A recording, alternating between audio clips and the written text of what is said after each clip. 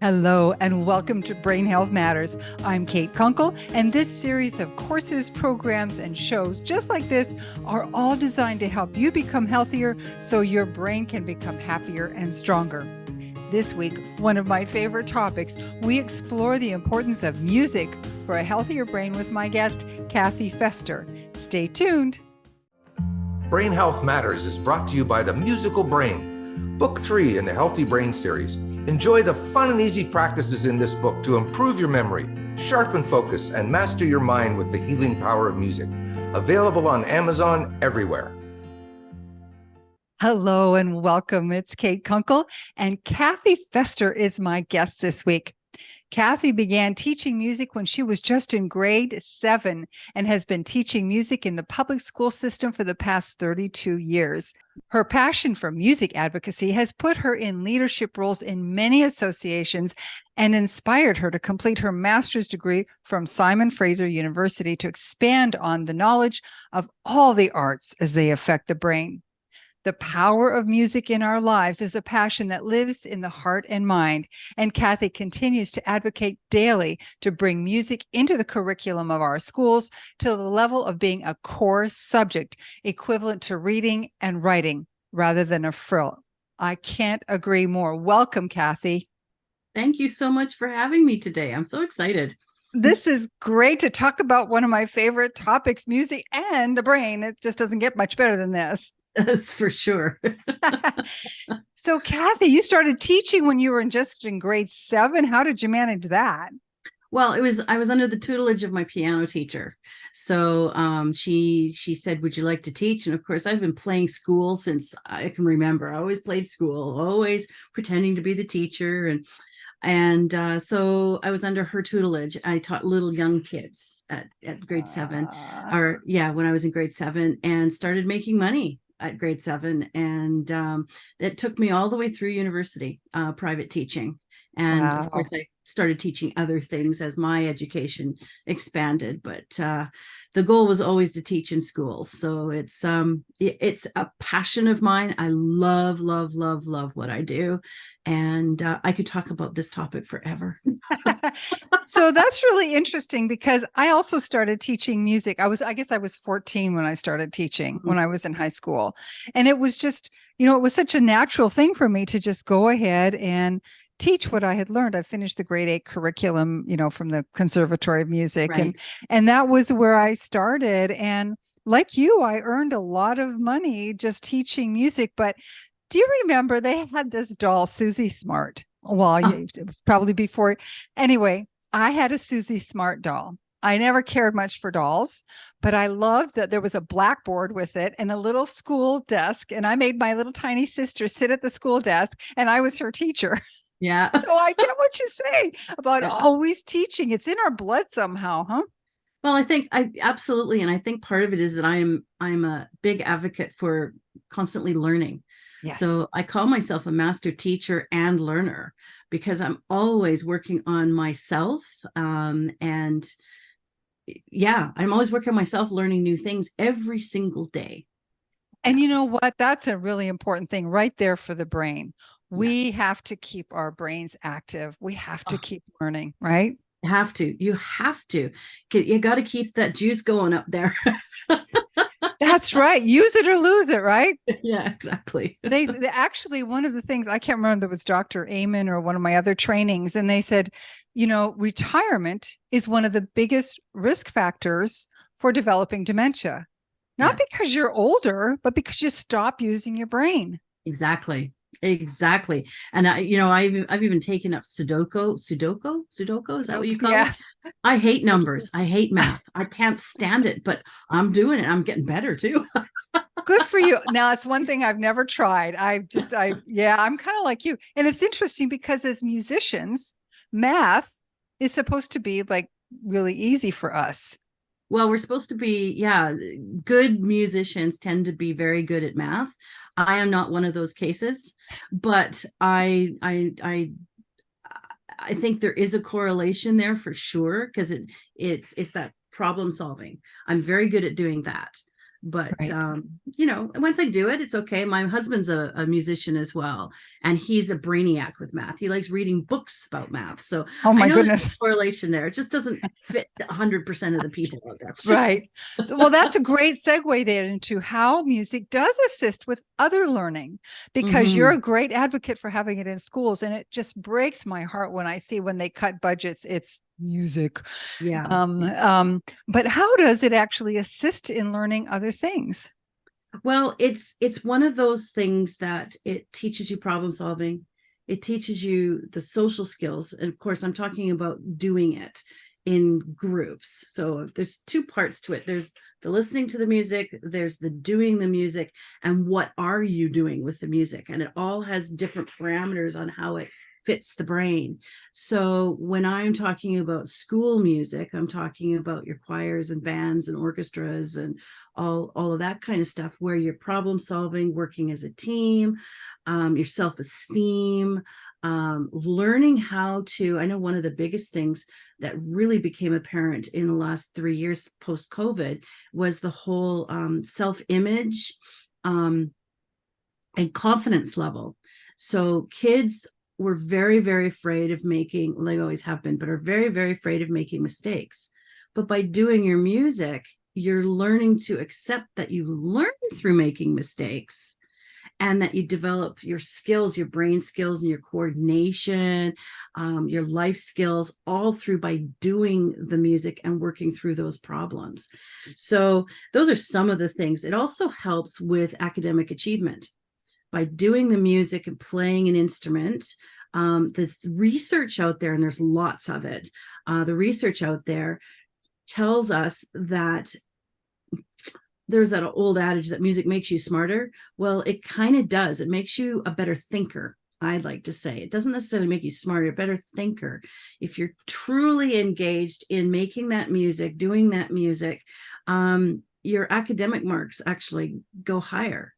And I'll even caveat that to people in universities and people in the workplace actually prefer to hire people that have music in high school for employment and for the universities, because of all of those skills, the cognitive development, the emotional development, right? It all ties into this one area called music.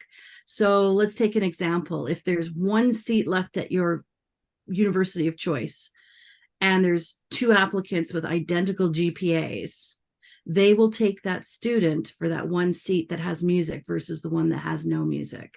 And, that's partly because our corpus callosum actually gets bigger. When we study music, that little section between the two hemispheres gets stronger and healthier. And it stays that way for life.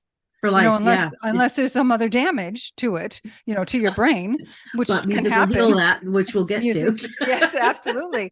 But the actual structure of the brain changes. So that means you're able to have any problems overcome more easily, because that corpus callosum, you can communicate between right and left hemisphere, right? Better, always. And your average Joe Blow out there can't do that, right? Like the person that just goes day to day, and they can't do it as effectively or as quickly or as calmly as music students do. Because one thing that musicians, we have an amazing amount of patience, because you have to, as you're practicing your instrument, for example, whether it's voice or a trumpet, or piano or any of them, it takes a great deal of discipline and self-awareness and self-confidence to learn and isolate and analyze where the difficulties are and how to overcome those.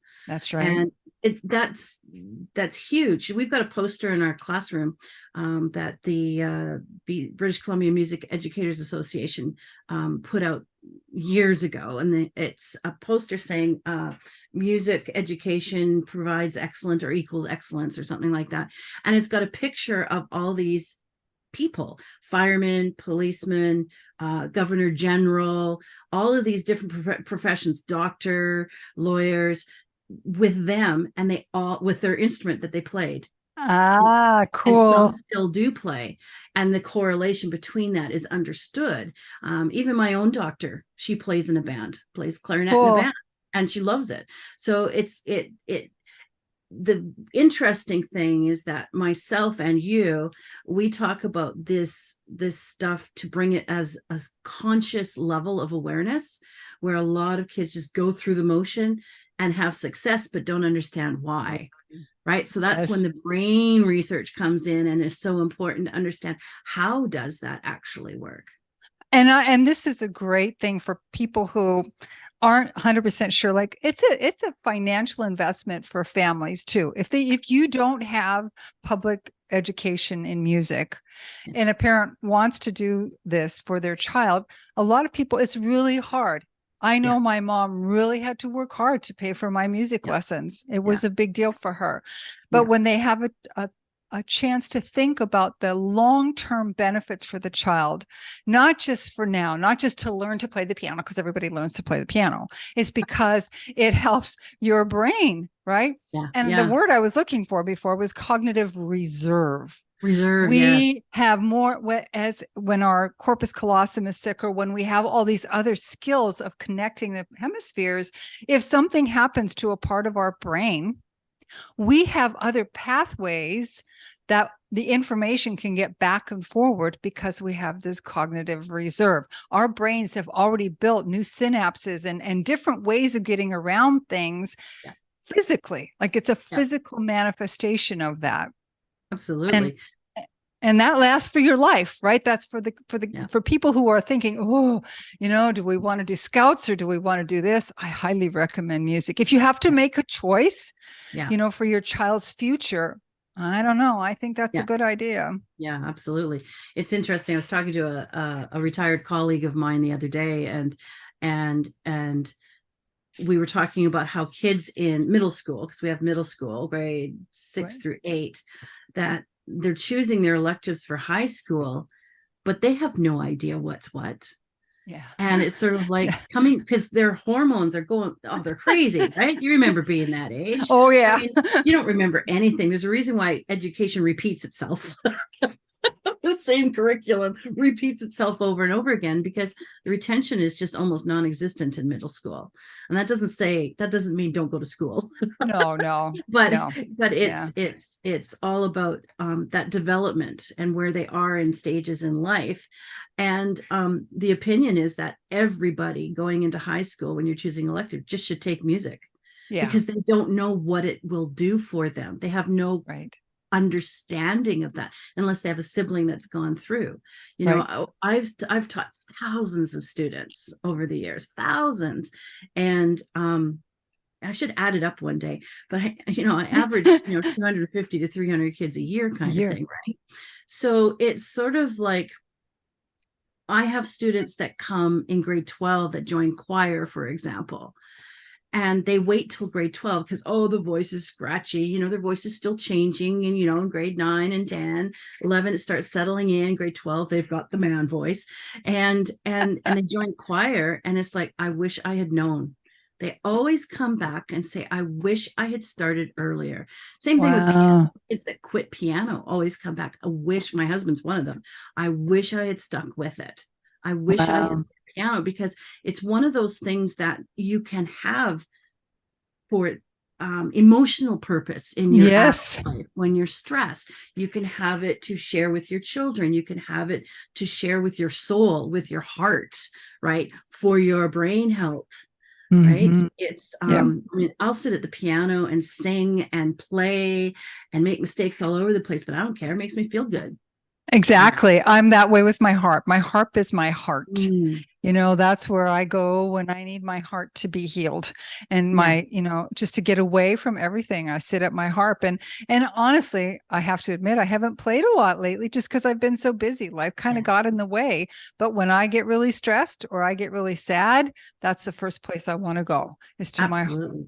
And And we all do that as human beings. We yeah, always turn to our music, right? Do you yeah, ever remember when you were younger and that love song would come yeah. on and you'd have tears rolling down your face, you know?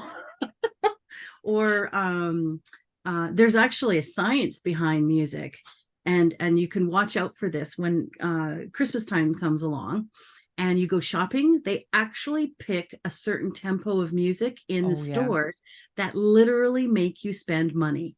Yep. Like there's a science behind the effects of music.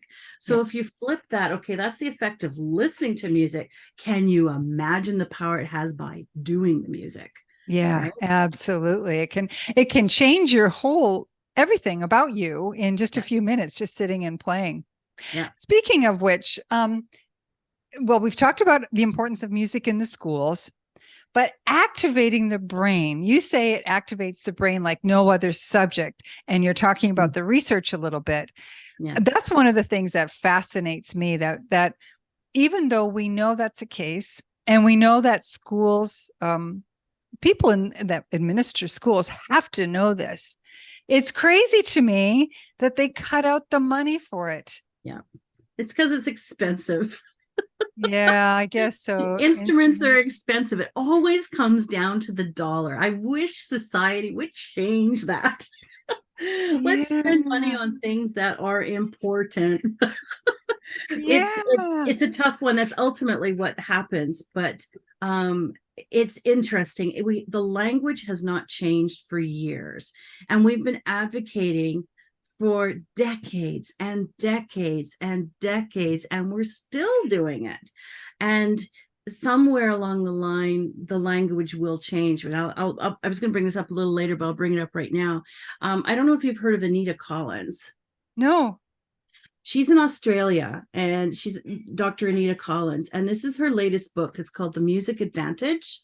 Okay. I highly recommend this book. It's actually recommended for all teachers and parents, because she has gone through the scientific proof and put it in layman's terms. Oh, awesome. On all of the different areas as to why music is important. And she goes through all of the ages, from the lullaby to the baby, all the way to after, where does she go here? To adulthood, basically. Right. And it is brilliant. So Anita Collins, The Music Advantage. I'm going to get that myself, but that should be like required reading for every budget person I bought these for my school board and for our district pack. And it's interesting because this was the book. I've got that book. Yeah. Yes. But it's very academia.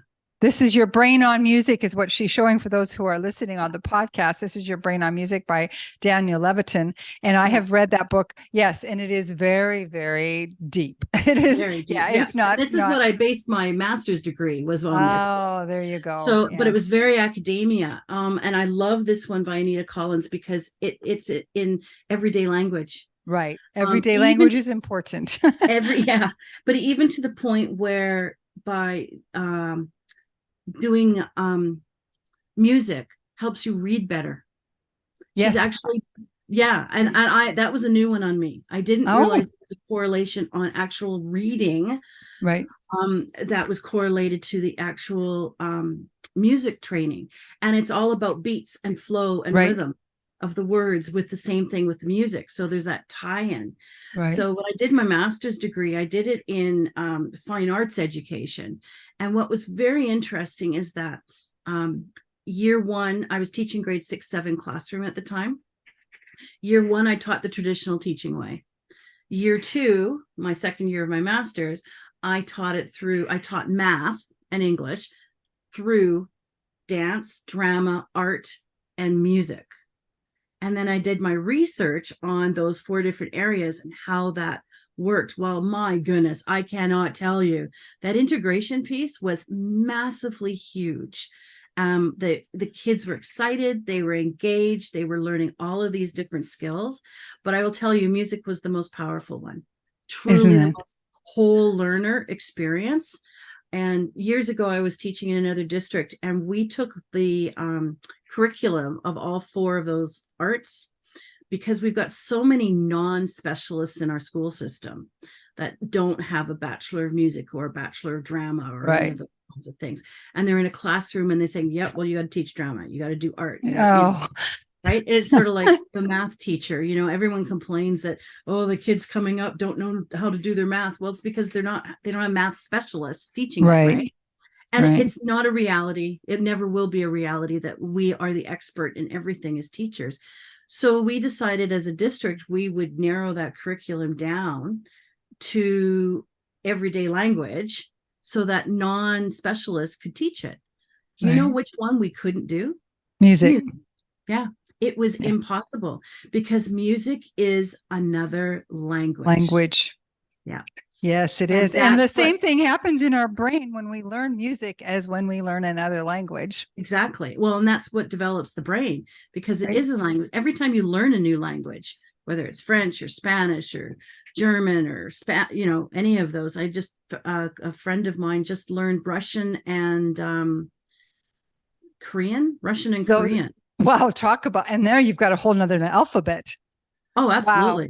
Wow. Absolutely. That's amazing. So Yes. it's interesting, but again, it correlates with the language. My cousin lives in Japan. She speaks 7 different languages. She was also an outstanding musician. She did all of her piano and got awards all over the place. So there was a correlation with that too, that you could just see right there in front. I can tell you from my own personal experience. I started piano when I was 4. My second language is German. My third language is Spanish. Well, I'm working on my third language, but yeah, the more you learn, the more you know you need to learn. But yeah. It's just, I found it very, very interesting to pick up a new language. Very easy. I didn't struggle with it. Now my husband is a musician, but he struggles with that other language. And I wonder if that's maybe because he didn't have formal training in music. I don't know. He kind of taught himself, and it wasn't when he was a little bit older. So maybe that's a difference.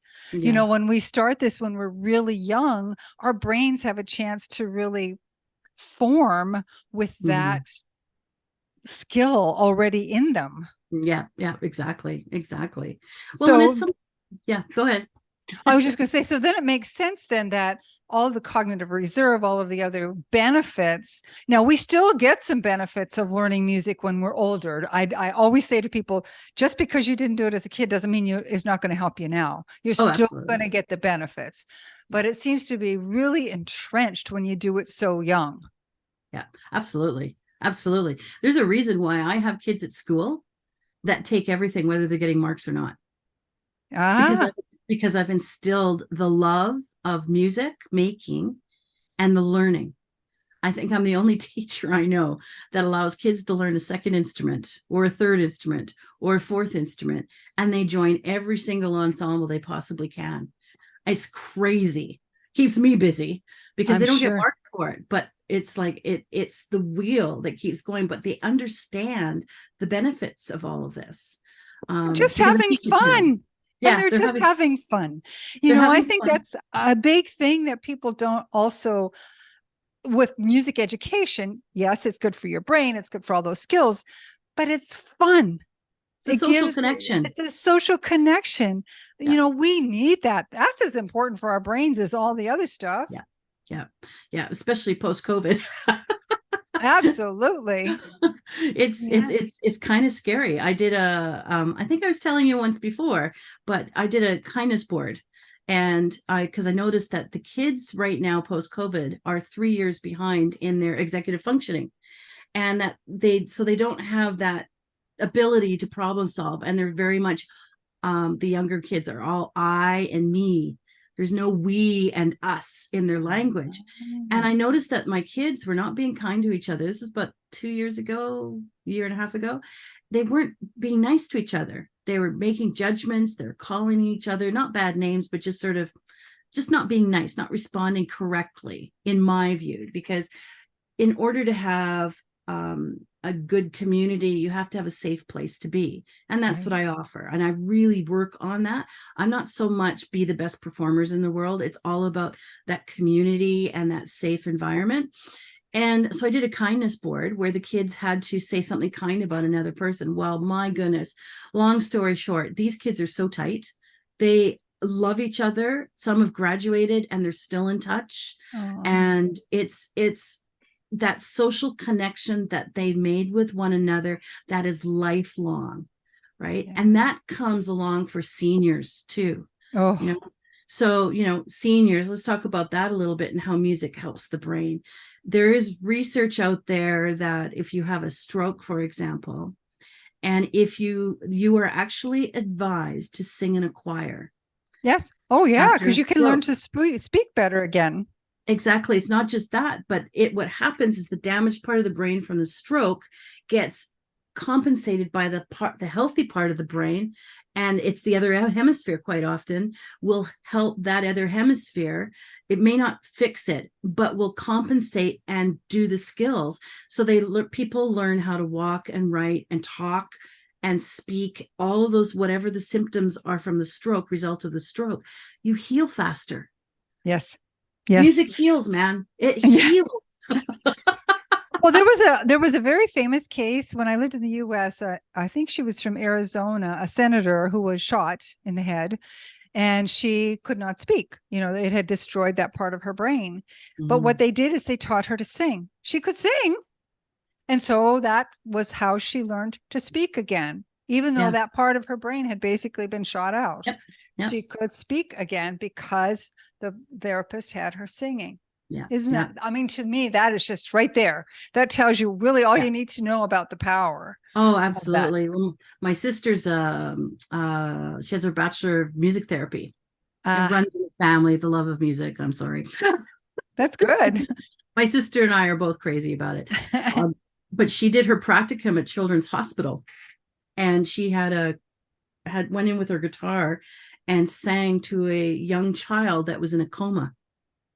And she was singing, and didn't come out of the coma completely, but started moving parts of the body in response to the music.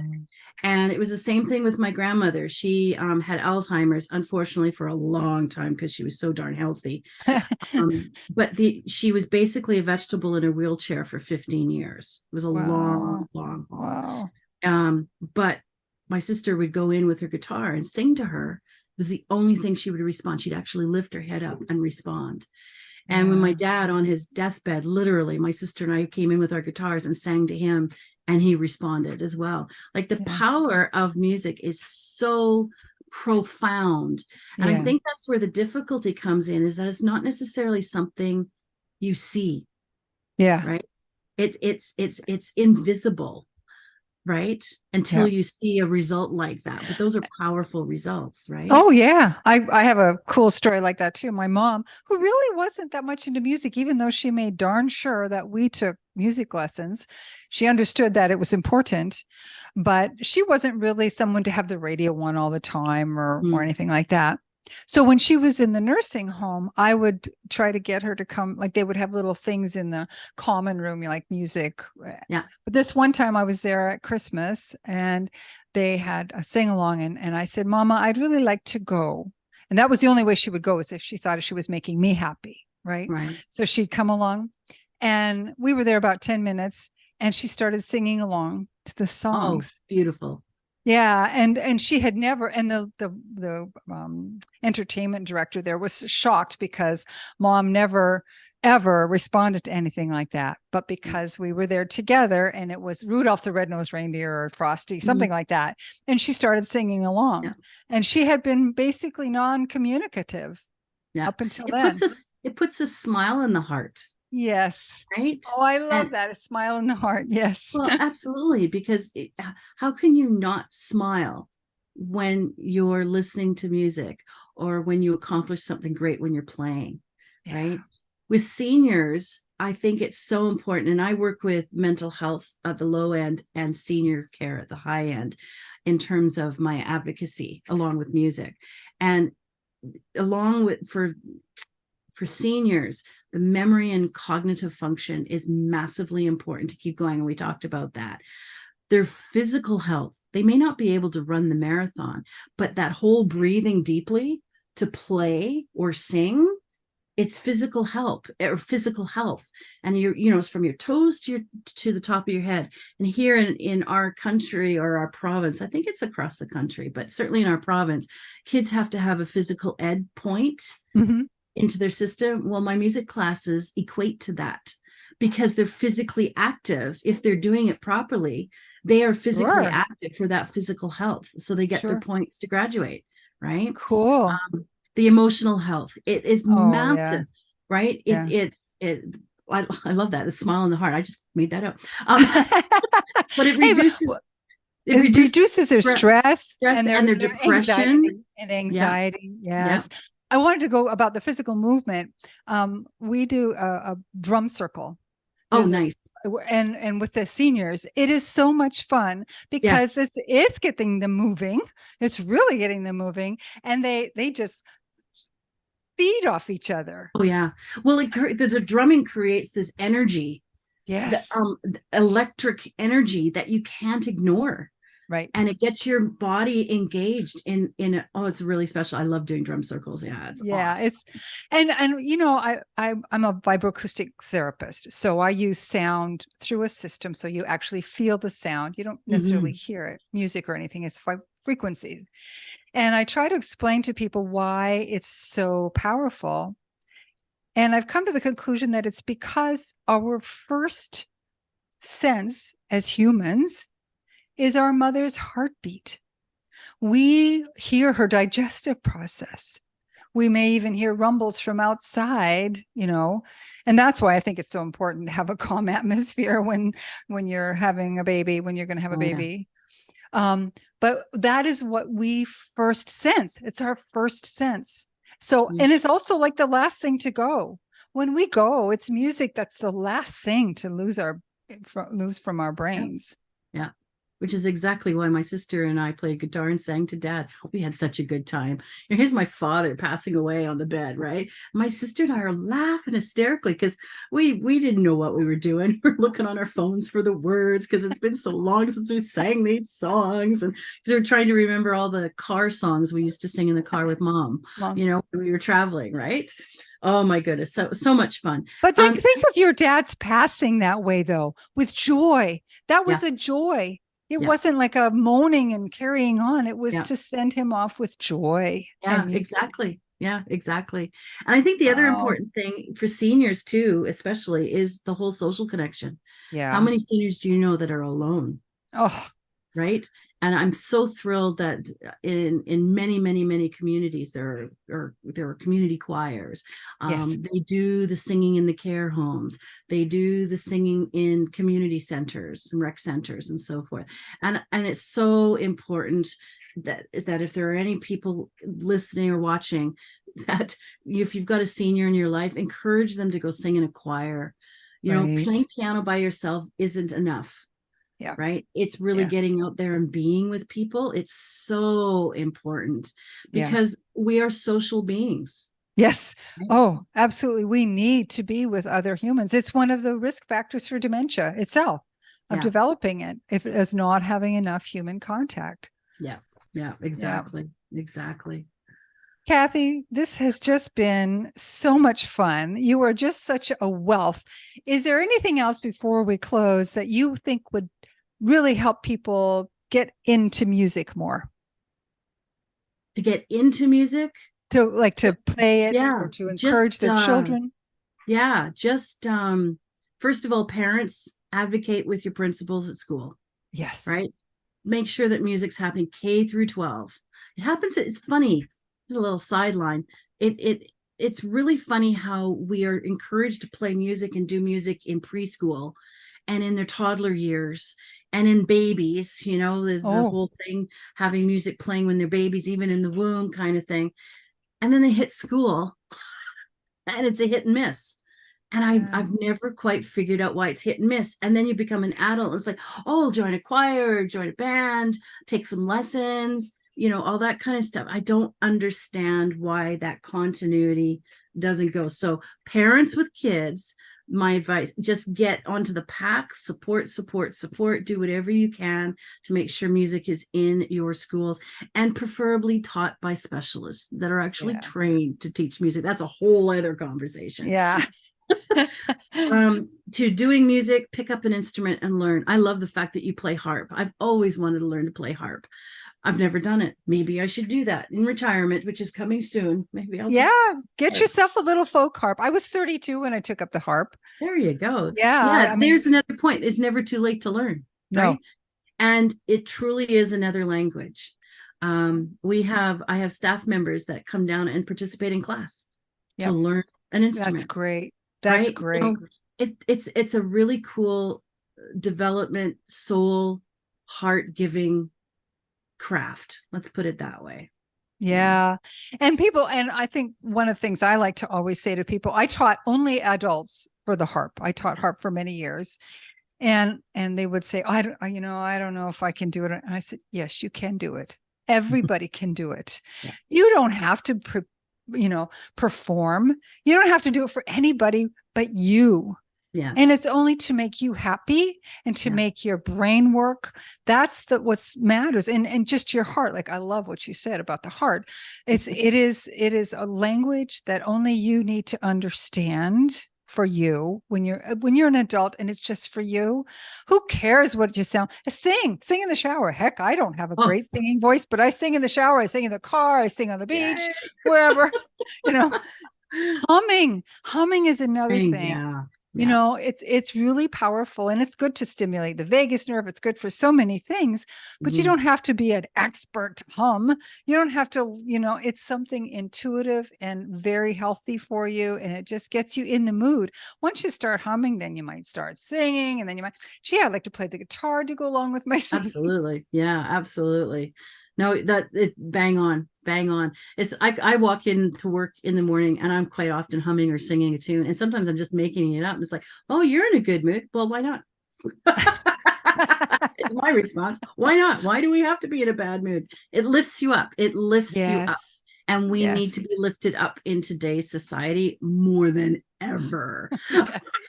And that's another big discussion. Yes. Yeah. But we could have many discussions on this show. Joy. Like it all comes down to joy, right? This was my Oma, my German grandmother. Joy. It's the only thing you regret, and she said this very seriously. She said, the only thing you regret when you get to the end are the days you didn't experience or give joy. Oh, I love that. Yeah. Wow. Well, I always listen to, when I start one of my general music classes, I ask them, okay, let's watch a movie. And I turn the sound off. Without the music on a daily basis, boring. The stories aren't understood. You don't know when the guy's going to get killed. You don't know when they're falling in love because there's no music. Music has been part of our lives since day one. Day one. It's the soundtrack of our lives, right? We have it for the movies. We have it for our lives. Yeah, absolutely. Yeah. Thank you so much for having me on today. I thoroughly enjoyed this. This was a lot of fun. And I hope our viewers and listeners get the idea that this is just about your heart, your joy, we don't have to, and learning, of course, those are the great benefits, the side benefits. But when you have joy, when you're learning, when you're enjoying each other and spending time making music, right there, you've got benefits. All the other stuff, the corpus callosum and the cognitive reserve and the better math and all that are important. But bottom line, we're musical beings. We're meant to have music. Yeah, absolutely. Well put. Kathy, this has been a pleasure. And to my viewers and listeners, thank you so much for joining us for this episode of Brain Health Matters with Kathy Fester. You've been listening to the Brain Health Matters podcast, created and hosted by Kate Kunkel. You'll find many more episodes along with the latest brain health research on our website at brainhealthmatters.today. We hope you've enjoyed the show. And if there's a topic you'd like to learn more about, let us know. We'll see if we can't find someone to come on to talk about it. And your help getting the word out is very much appreciated. Subscribe, write a review, or share our podcast with those who can use some help with brain health. Thanks again for joining us. Until next time, I'm Kate Kunkel.